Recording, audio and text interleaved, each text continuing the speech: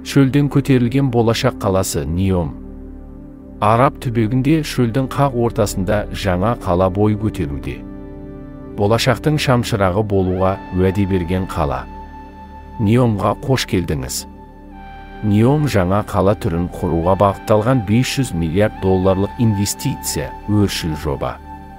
Тұрақты, ақылды және болашаққа арналған қала. Неом жоспарында күн энергиясымен жұмыс жасайтын үйлерден бастап барлығы бар. Роботтық динозаврлар және гиперілмектік тасымалдау, жасанды интеллект арқылы қозғалысты басқару секілді технологиялар қиялы кітаптардағыдай. Қаланың жалпы ауданы 26.500 шаршы шақырым, Нью-Йорк қаласынан 33 есе үлкен және ол Сауд Арабиясының солтүстік батысында Табук аталған шөлді провинциясында орналасқан.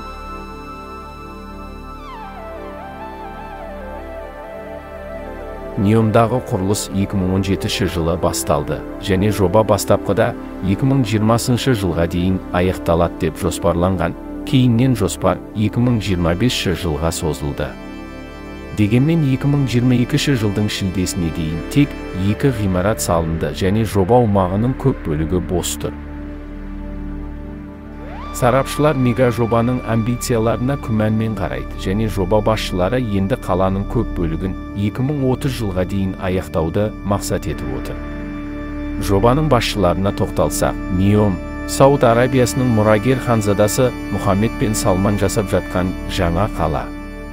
Бұл жоба Saudi Vision 2030 бағдарламасының бір бөлігі болып табылады. Бұл елдің мұнайға тәуелділігін азайту, экономиканы әртараптандыру және мемлекеттік қызмет көрсету секторларын дамытуға бағытталған жоспар. Қала өзінің салық жүйесі және еңбек заңдарымен қоса автономды сот жүйесімен дербес жұмыс жасайтын болады деп жоспарлануда. Жобаны мемлекеттік инвестициялар қорының жетекшілігімен сарапшылар тобы әзірлеп жатыр. Оның мақсаты тұрақты, ақылды және футуристік қаланы құру. Ол қала дамуының үлгісі және өмірді сезінгісі келетін адамдар үшін баратын орын болады. Клаус Клейнфельд Неом жобасы іске қосылған кезде оның алғашқы директоры болды. 2018 жылы Клейнфельдтің орнына Неомның жаңа директоры болып Натфми Аль-Наср келді. Толығымен Сауд Арабиясы үкіметіне тиесілі мемлекеттік инвестиция қоры Неом жобасының негізгі қаржылық қолдаушысы болып табылады. Компания тек Неом экономикалық аймағын дамытуға арналған. Неомда әр түрлі тұрғын үйлер мен ғимараттар болады. Олардың әрқайсысының өзіндік ерекшелігі бар. Неом ұзындығы 170 шақырым және ені 200 метр сызықты қала болып табылады және тек жаяу жүретін аймақта 9 миллион тұрғынды сыйғыза алады.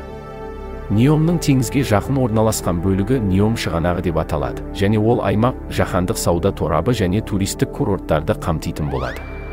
Сызықтық қалада Оксагон ғылым мен технология инновациясының орталығы болады.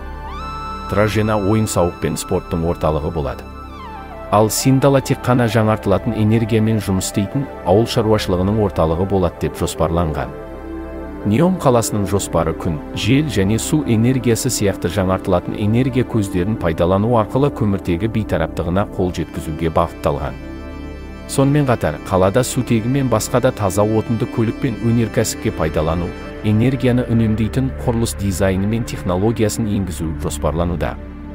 Сонымен қатар сызықтық қала өзінің қоршаған ортаға тигізетін әсерін барынша азайту үшін тұрақты ауыл шаруашылығына, қалдықтарды басқаруға және суды үнемдеуге назар аударады. Неом жобасы көміртегіге қарсы әдіс ретінде әрекет ететін ауданда 50 миллиардтан астам ағаш отырғызуды жоспарлап отыр. Жоба тұрақты қала дамуының үлгісі және климаттың өзгеруімен күресте көшбасшы болуға үміттенеді. Салынып болғаннан кейін Неом біздің қалаларды салу туралы көзқарасымызды өзгертуге мүмкіндік береді. Ол тұрақты дамудың үлгісі, соңғы технологияның сынақ алаңы және болашақты сезінгісі келетін адамдар үшін баратын орын болуы мүмкін. Дегенмен жоба жергілікті тұрғындарды көшіру, қорлау, жұмыс мәдениеті және бақылау технологияларын қолдануды қамтитын бірнеше адам құқығы дауларының тақырыбы болды.